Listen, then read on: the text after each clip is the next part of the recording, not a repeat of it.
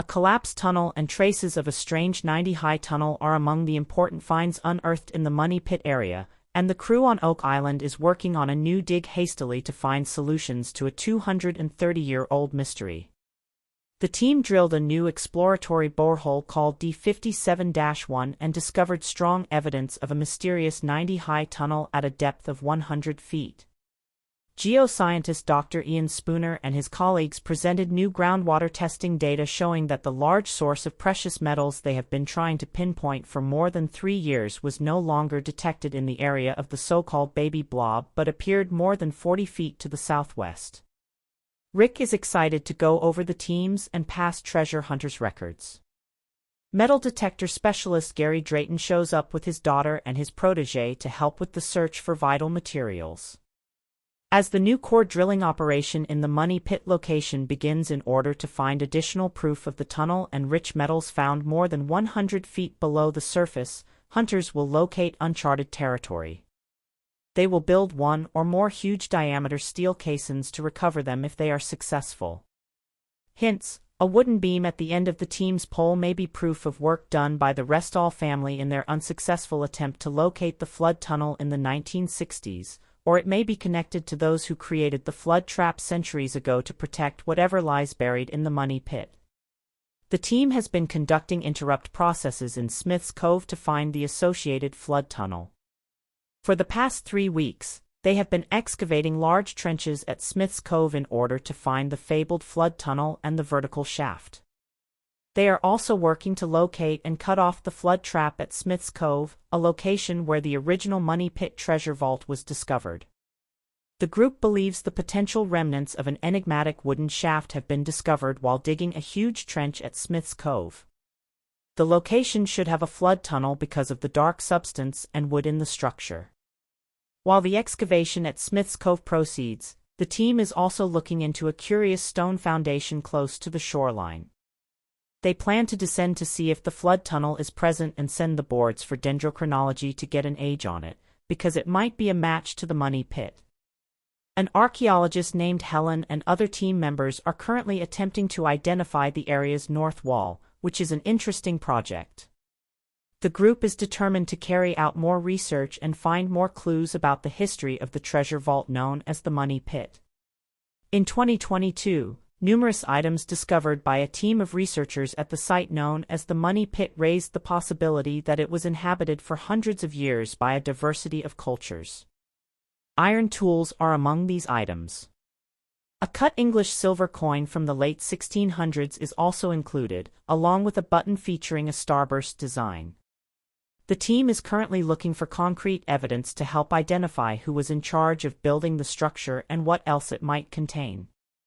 Following the discovery of a lead barter token and a marked material that fits soil oil symbols gathered from more than 100 feet deep in the area, they have found tools made of iron, a lead ball with a lid shot, and a tobacco pipe stem. The crew is excited about the possibility of finding further hints among the more than 10 tons of debris that were removed from Lot 5's stone foundation. 11 feet southwest of where they came across the enigmatic 90-high tunnel a week ago, the crew is engaged in a core drilling operation in the Money Pit location. Additionally, the crew is keeping an eye on the core drilling activity in Borehole 8. This year, the Oak Island mystery team is eager to start their treasure hunt in the hopes of making a big discovery. Gary Drayton, Craig Tester, and Rick Lagina are looking for clues close to the location where 3 ancient coins were found 2 days ago. They locate a half-Roman coin that has been confirmed by experts, as well as 4 additional unexplainable coins. The team is thrilled about the possibility of success and the potential for additional discoveries in the Oak Island mystery. Sandy Campbell, a numismatic expert with 4 years of experience analyzing rare and ancient coins, is being brought in to assist the team. He hopes to ascertain the origin of the 4 mysterious coins discovered earlier this week on Lot 5. The coins have a design that dates back to the 1500s to the 6th century, and they are referencing British culture, specifically the Tudor period. They intend to use every resource at their disposal to find more clues and expand their collection of high-end coins. Sandy Campbell, who has already visited the island, will help the crew identify the coins and their provenance as they continue to work on their quest for the treasure. The team's day on Lot 5 was full of enthusiasm and expectation. They are eager to see what they can find and the possibility of further Oak Island mystery discoveries. Sandy and the narrator are searching for 3 Roman coins that were discovered on Oak Island and that have been confirmed to be over 1,000 years old and of Roman provenance. The first coin discovered is a portcullis, which is still used on contemporary British coinage. Sandy is quite certain that they were brought to Oak Island between 100 and 300 years ago. They have also discovered English, Spanish, Indian, and Chinese coins. The second coin discovered on Lot 5 has been confirmed to be over 1,000 years old and of Roman origin. The questions now are when and who brought them here. Sandy is attempting to interpret something that doesn't seem to make sense. The mystery increases when they find 3 Roman coins discovered on Oak Island, and the narrator concludes that there was a well-executed plan over generations or centuries, possibly transatlantic voyages to the New World. They have made important discoveries on Lot 32, including the fact that it is close to the ocean, which suggests that people were carrying a load on and onto a wharf. If they discover that they are going in a particular direction, they can draw a line, so every little clue matters. They also heard a good 2-way repeatable signal that is deeper and older than usual. The team is thrilled to see the edge, which they think is a coin or bullet. They are committed to uncovering the real cause of the Oak Island mystery and using what they discover to solve it.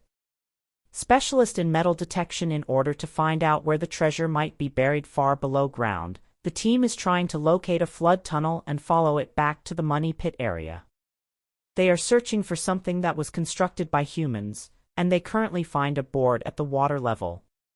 They are interested in learning who constructed this structure. A board is discovered at the water level, and researchers or original depositors are searching for something that is out of place in the area.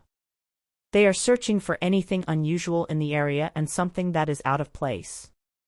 Despite the current circumstances, before they begin excavation, they will seize a large board that has been discovered. There is also a beam that is thicker than it is here but not uniformly thick.